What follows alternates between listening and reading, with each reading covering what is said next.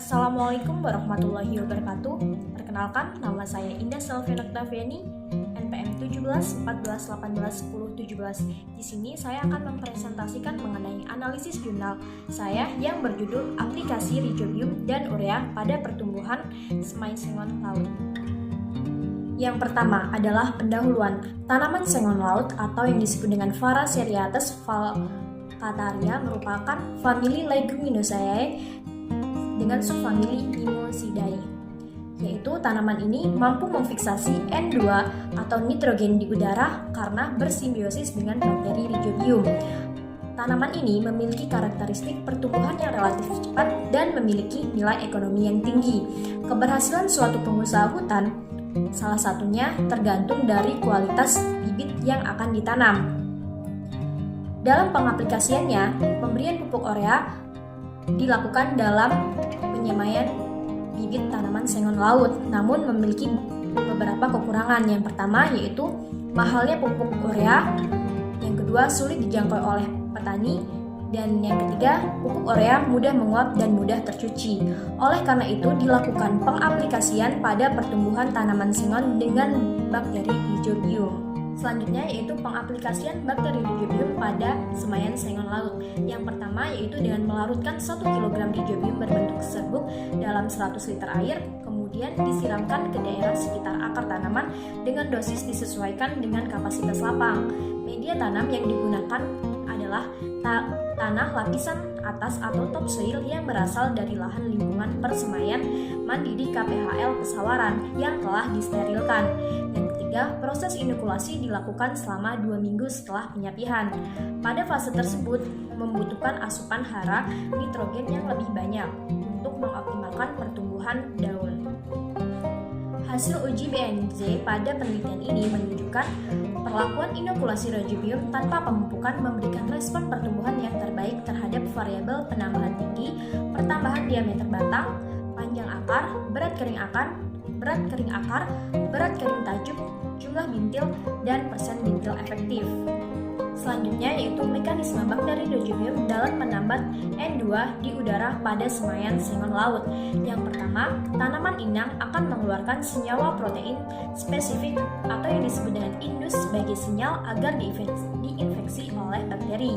Yang kedua, bakteri akan mengeluarkan senyawa lipo-oligosakarida atau yang disebut dengan nod faktor untuk pembelahan sel inang.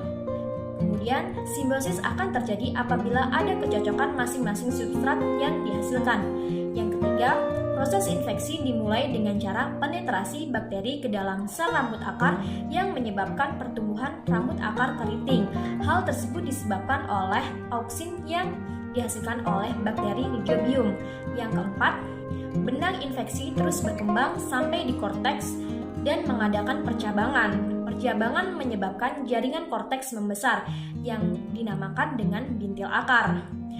Berikut adalah reaksi proses penambatan nitrogen oleh bakteri leguminosa atau bakteri Rhizobium, yang mana reaksi yang terjadi adalah nitrogen di udara plus 8 molekul H+, plus 8 elektron, plus 16 ATP akan menghasilkan 2 molekul NH3, plus 16 ADP, plus 16 PJ, plus H2. Untuk mereduksi 1 molekul N2 akan diperlukan sekitar 15-30 ATP, yang 30-60% dari energi ATP ini terbuang dalam bentuk gas H2. Dan berikut adalah hasil pengaplikasian bakteri Rhizobium pada semaian tanaman sengon.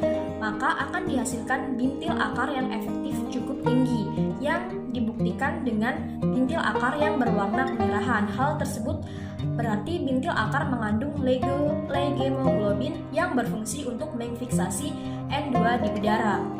Kemudian akan meningkatkan kadar nitrogen, sehingga kebutuhan pada fase vegetatif akan tercukupi. Oleh karena itu akan terjadi peningkatan translokasi fotosintat pada akar dan batang tanaman, sehingga perbandingan berat akar dan pucuk serta kekokohan semai sangat baik dan bibit siap untuk ditanam di lapangan. Berikut adalah dampak pemberian pupuk urea. Pemberian pupuk urea pada fase semai dengan perlakuan inokulasi bakteri menyebabkan pertumbuhan bakteri Rhizobium tidak berkembang dengan baik. Hal tersebut karena kandungan nitrogen yang berlebihan akibat pemupukan akan mengurangi kemampuan bakteri Rhizobium dalam menginfeksi akar.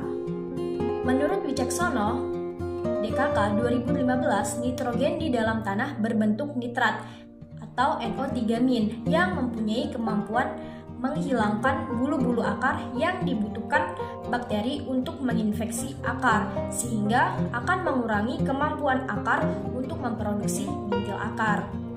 Sekian presentasi dari saya. Saya ucapkan terima kasih. Wabillahi taufiq wal hidayah. Wassalamualaikum warahmatullahi wabarakatuh.